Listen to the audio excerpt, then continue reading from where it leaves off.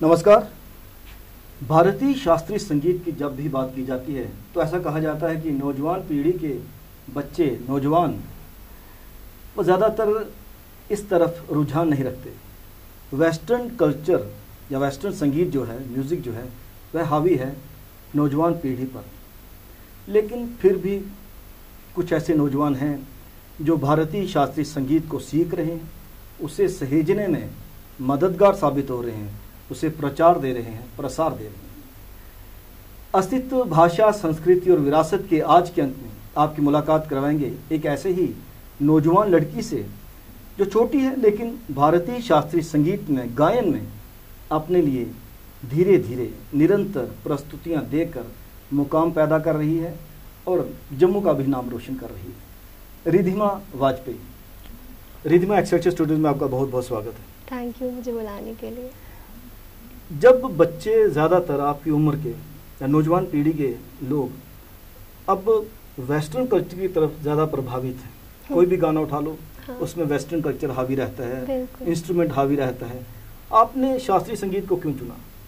इसके पीछे कोई प्रेरणा या घर में कोई शास्त्रीय संगीत के साथ जुड़ा हुआ था? नहीं, मैं ये मानती हूँ, साथ में मेरे मम्मा और पापा का भी काफ़ी योगदान रहा है। वो भी यही मानते हैं कि आप कोई भी म्यूज़िक लें, लाइट हो या सेमी क्लासिकल हो, सबका बेस क्लासिकल ही है।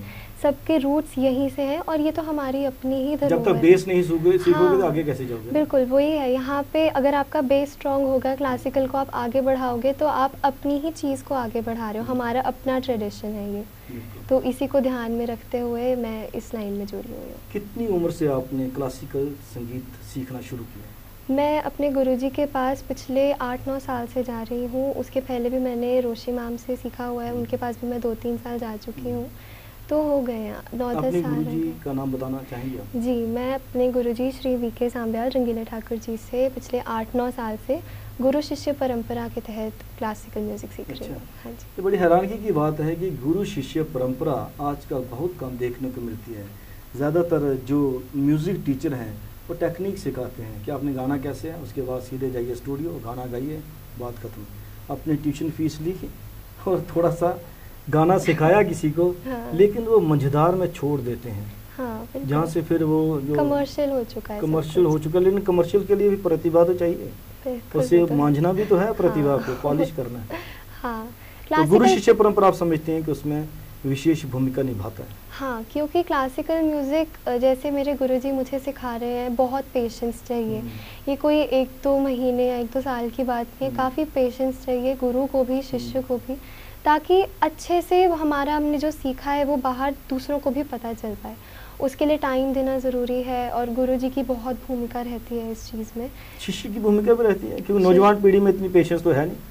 हाँ, वो तो है, लेकिन वो तो बिल्ड करना ही पड़ता है। नौजवान पीढ़ी अब बच्चों में जब होता है तो पेरेंट्स का भी काफ़ी रोल रहता है।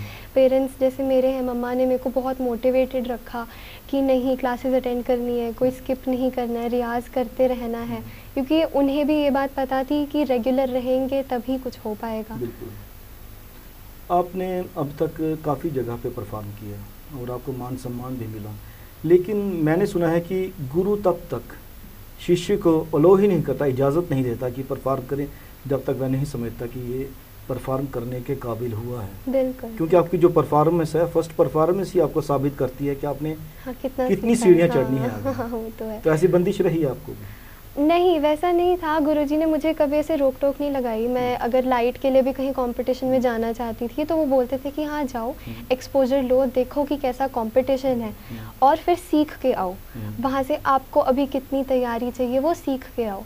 और आपने जो बोला कि गुरु जब तक अलाउ नहीं करता, तो सबसे बड़ी बात, गुरु को खुद पता होता है कि अभी बच्चा कितना तैयार हुआ है, उसे किस लेवल पे अभी जाने की ज़रूरत है। मैं वही कह रहा हूँ कि पिछले जो गुरु शिष्य परंपरा जो चली आ रही है गुरुकुल के माध्यम से, तो गुरु इतनी जल्दी शिष्य को लो नहीं करता। शिष्य में होते हैं ना उतावलापन, कि मैं जल्दी से जल्दी परफॉर्म करूँ, ग्लैमर में आ जाऊँ, मैं अपने नाम कमाऊँ, है ना? वो तो रहता ही है। बट हाँ, मेरे को इस चीज़ में रहा कि उन्होंने मुझे कभी ऐसे नहीं बोला कि नहीं उस कंपटीशन में नहीं जाना, उस कंपटीशन में नहीं जाना। उन्होंने बस ये बोला कि जाओ, सीख के आओ, देखो अभी आपको कितनी ज़रूरत है और फिर उस हिसाब की तैयारी करो। मैं यह कहना चाहूँगा कि बेसिकली जिन गुरु जी की ये बात कर रही हैं रिद्धिमा जी, वी.के. समयाल, विजय कुमार समयाल साहब जो हैं, जिन्हें आप रंगीले ठाकुर के नाम से जानते हैं, वह गुरु के साथ साथ एक बहुत अच्छे क्लासिकल सिंगर भी रहे हैं। बिल्कुल। वह जानते हैं कि कितनी पेशेंस चाहिए शिष्य में आगे बढ़ने के लिए। बनारस घराने से हैं। हाँ जी, किराने घराने से। किराने घराने से। हाँ जी। बनारस से सीखा हुआ उन्होंने। हाँ, वो बनारस से ही सीखे हुए हैं। तो आपको कौन से घराने में सीख रही हैं? मैं भी किराने घराने से ही हूँ। किराने घराने हाँ से। जी। तो कितना रियाज करती हैं आप? मैं अभी साथ में स्टडीज़ भी चल रही है, मैं 12th में हूँ, तो स्टडीज़ को भी देखना होता है। हाँ, मैं ट्यूशन्स यही होती पूछना हैं। चाहता था कि रियाज के साथ जब आप बड़े क्रूशियल स्टेज पे हैं, है ना, स्टडी में भी, हाँ। तो कितना ध्यान उधर देना है, कितना ध्यान इधर देना है, बैलेंस करना इतना वो मुश्किल होता थोड़ा है? मुश्किल तो रहता है, स्टार्टिंग में मुश्किल रहता है, बट अकॉर्डिंगली इवेंचुअली आपको टाइम मैनेजमेंट सीखना आना चाहिए। आप कुछ भी करें, जो लोग स्पोर्ट्स में होते हैं, जो लोग किसी और इवेंट में होते हैं, एक्टिविटी में होते हैं, उन्हें भी थोड़ा टाइम तो निकालना पड़ता है। साथ में हम 24 घंटे तो पढ़ते नहीं रहते हैं, थोड़ा ये तो बढ़िया टाइम। खरी बात कही आपने। हाँ, 24 घंटे तो हम लोग ऐसा नहीं होता कि किताब खोल के पढ़ते हाँ। रहेंगे, थोड़ा टाइम तो निकलेगा ही ना अलग। तो अब उस थोड़े टाइम को कैसे यूज़ करना है वो आप पे डिपेंड करता है। बिल्कुल। कहा भी जाता है कि जब आप स्टडी करते हो तो आपको बुक वार्म नहीं होना है, लगातार बिल्कुल, पढ़ना ही हाँ। पढ़ना, आपको एक्स्ट्रा करिकुलर एक्टिविटीज़ के लिए हाँ। टाइम निकालना है। साथ में रियाज ऐसा है कि आपका माइंड थोड़ा रिलैक्स होता है। मेडिटेशन है अपने आप में। हाँ, बिल्कुल कह सकते हैं, क्योंकि क्लासिकल म्यूज़िक बहुत सुकून के लिए होता है। आप उसमें जो हम लोग सा की साधना करते हैं और रियाज़ करते हैं, तो आपका माइंड भी काफ़ी रिलैक्स होता है। तो एक वो हो जाता है कि स्टडीज़ से अगर आपको बहुत ऐसे स्ट्रेस सा हो रहा है, तो आप थोड़ा सा टाइम अपने लिए निकाल रहे हैं। उसके बाद दोबारा स्टडीज़ पे कंसंट्रेट कर पाते हैं। वो कर पाते हैं, कंसंट्रेशन का लेवल भी काफ़ी बढ़ जाता है बढ़ जाता उससे। है। क्लासिकल म्यूज़िक जो है, ये हमारी विरासत है बेसिकली ना, हाँ जी। हमारा अस्तित्व है। आप क्या समझते हैं कि उसको बचाने के कितने प्रयास किए जा रहे हैं? आप तो कर रहे हैं अपने इंडिविजुअल लेवल पे। बिल्कुल। क्या इतने दर्शक भी मिल पाते हैं परफॉर्मेंसेस में? इतने मंच उपलब्ध हैं परफॉर्मेंसेस के लिए? क्योंकि यहाँ पर जो रियलिटी शोज चल रहे हैं आजकल, वो तो सिर्फ लाइट म्यूजिक है, हैवी म्यूजिक, पता नहीं कौन कौन से म्यूजिक हैं, उनको अब शब्दावली देना भी मुश्किल हो गया सही बात है ना, इतना एक्सपेरिमेंट हो चुका है म्यूजिक में। तो शास्त्रीय संगीत को वैसे मंच उपलब्ध हैं क्योंकि आपने बहुत ज़्यादा परफॉर्मेंसेस दी हैं, जहाँ से आपने बहुत सारे अवार्ड्स भी जीते हैं, मान सम्मान भी मिला है। मैं ये मानूंगी, ये कहूँगी कि क्लासिकल म्यूज़िक को जितना प्लेटफॉर्म इस टाइम पे मिलना चाहिए, जम्मू में, हमारे रीजन में, बाहर भी इतना नहीं मिल पा रहा है। जैसे आपने बोला रियलिटी शोज़ में भी आप देखें तो लाइट म्यूज़िक हो गए, पंजाबी गाने हो गए, एकदम फुल बीट्स वगैरह वाले जिसमें लोग नाचें, वैसे को ज़्यादा प्रेफरेंस मिल रही है, क्योंकि लोग उस पर, अगर मैं सरल भाषा में कहूँ, वाइब कर पाते हैं। क्लासिकल म्यूज़िक का इतना जो है ऑडियंस, इतना वो इवॉल्व नहीं हो पा रही है, क्योंकि जो नई जनरेशन है वो उसी म्यूज़िक की तरफ जा रही है। लाइट हो गया, पंजाबी म्यूज़िक हो गया, बाहर का कितनी है उस म्यूज़िक की उम्र कितनी है? वही है ना, क्लासिकल म्यूज़िक, अगर गुरुजी ने मेरे को एक बात बोली थी, क्लासिकल म्यूज़िक क्लास के लोगों के लिए होता है, जिसका नाम ही क्लासिकल है। हाँ, तो वो क्लास के लोगों के लिए होता है, तो उसका इतना अभी प्लेटफॉर्म नहीं मिल पा रहा है। लेकिन हाँ, कोशिशें हो रही हैं और प्लेटफॉर्म मिलने की, जो भी लोग इसमें जुड़े हुए हैं वो प्रयास कर रहे हैं कि लोग इसमें रुचि रखें, प्रोत्साहन मिले। बच्चे जो है, नए बच्चे, नई जनरेशन है, वो भी थोड़ा इसमें प्रोत्साहन रखें, उनके पेरेंट्स भी रखें और वो सीखें। बिल्कुल। म्यूज़िक थेरेपी जिसका आजकल चलन चल पड़ा है, हाँ। उसमें भी इंडियन क्लासिकल म्यूज़िक की बहुत बड़ी भूमिका रही है। हाँ। क्योंकि आपने जैसे कहा कि इसके माध्यम से आदमी रिलैक्स करता है, मन को शांति मिलती है, तो वो क्लासिकल म्यूज़िक ही है, चाहे आप गायन में लो या इंस्ट्रूमेंट के माध्यम से लो। क्या लगता है आपको कि जैसे आपने खुद कहा कि आप रिलैक्स करती हैं रियाज करके, आप नौजवान पीढ़ी को, विशेषकर जो कम्पिटिटिव एग्ज़ाम्स की तैयारी कर रहे हैं, उनको भी क्या संदेश देना चाहोगी कि उससे पहले, कंपटीशन से पहले या कंपटीशन के बाद जो भी स्ट्रेस लेवल रहता है, थोड़ा सा क्लासिकल म्यूज़िक नहीं भी गाते तो सुन लीजिए। आपने जैसे बोला म्यूज़िक थेरेपी के बारे में, काफ़ी रिसर्चेस भी हो रही हैं और उसमें भी यही आया है कि इंडियन क्लासिकल म्यूज़िक को अगर आप सुनना शुरू करें तो आपको तब समझ आएगी कि एक्चुअली है क्या। और जैसे बच्चे स्ट्रेस हो जाते हैं, एग्ज़ाम को लेकर काफ़ी स्ट्रेस रहता है, तो वो गाने सुनते हैं और उन्हें थोड़ा रिलैक्स रहता है। ये हर कोई सुनता है, चाहे वो बच्चा हो, चाहे वो बड़ा इंसान हो। स्ट्रेस को रिलीज़ करने के लिए सब म्यूज़िक में खुद को कन्फाइड करते हैं कि हाँ, म्यूज़िक से थोड़ा सा दिमाग थोड़ा ऐसे शांत रहेगा, एक अलग थोड़ा हम लोग कह सकते हैं कि कंसंट्रेशन भी इससे बढ़ती है और रिलैक्सेशन भी मिलती है इसमें। मैं यहाँ कहना चाहूँगा कि आमतौर पर सरल भाषा में कहें तो सोने से पहले कई लोगों को गज़ल सुनने की आदत होती है। हाँ। गज़ल बड़ा लाइट म्यूज़िक माना जाता है ना। हाँ।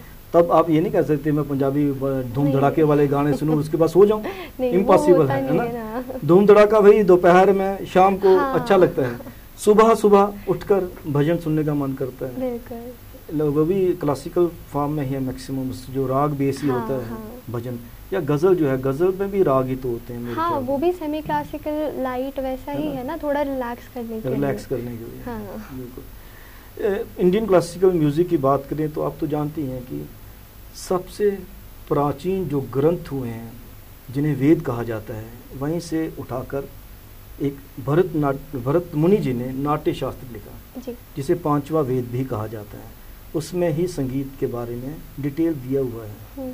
आपने कभी वो शास्त्र पढ़ा? नहीं, या वहीं से खंड उठा के जो गुरुजी आपको सिखाते हैं वही उसमें मैं सिलेबस वही, रहता है? हाँ, सिलेबस का हम लोग वैसे नहीं करते, मतलब मैं प्रयाग के एग्ज़ाम दे रही हूँ, लेकिन गुरुजी सिलेबस के अकॉर्डिंग नहीं कराते हैं। उनको जो सही लगता है कि हाँ ये राग अभी करना है, इस राग के मैं काबिल हुई हूँ, ये मैं कर सकती हूँ, वो उस हिसाब से करवाते हैं।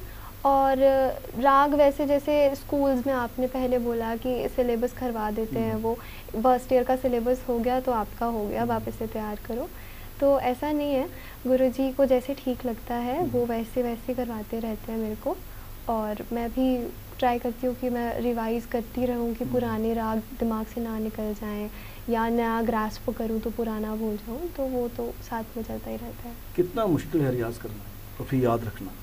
अलग अलग मुश्किल, हाँ, अलग अलग राग हैं, बट मुश्किल तो हर ही चीज़ है ना, हर चीज़ मुश्किल है अगर उसमें मैं पूछने का मतलब यह था कि आमतौर पर लोग लाइट म्यूजिक की तरफ ज़्यादा जाते हैं। हाँ, क्योंकि लाइट म्यूजिक में क्या है कि आपको बंदी बंदाई धुन मिल जाती है, एक गाना है उसको आपने एकदम कॉपी करके करना गाना है ना, हाँ, तो आदमी वो वहाँ तो पे होता है, इजी हाँ। महसूस करता है। क्लासिकल में होता है कि आपको अपनी भी क्रिएटिविटी दिखानी है, आपको जो चीज़ आपने बंदिश गाई है उसकी आपको मान भी रखनी है, उसको अपने, अब जैसे आपने बोले लाइट में लोग उसको खिलवाड़ करते हैं, तो वो उसको नहीं, वो नहीं करना है। अगर राग है तो राग के दायरे में रहना है, तो उसको संभालने में थोड़ी तो मुश्किल आती ही है।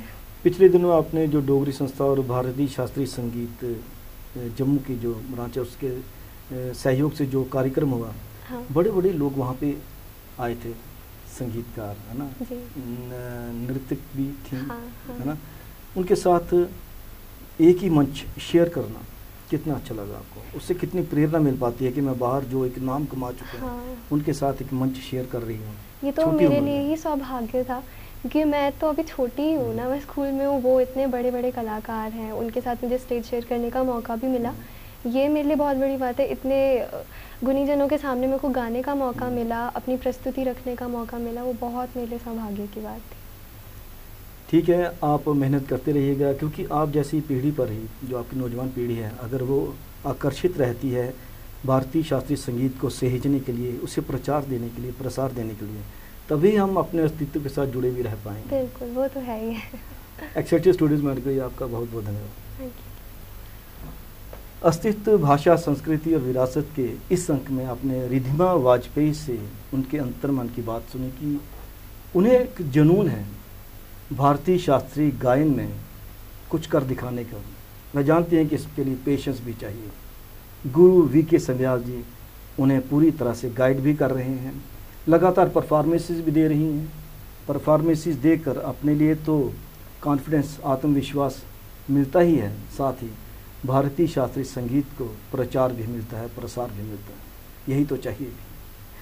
कैमरा पर्सन करण सिंह के साथ राजेश्वर सिंह राजू को अब दीजिए इजाज़त। नमस्कार।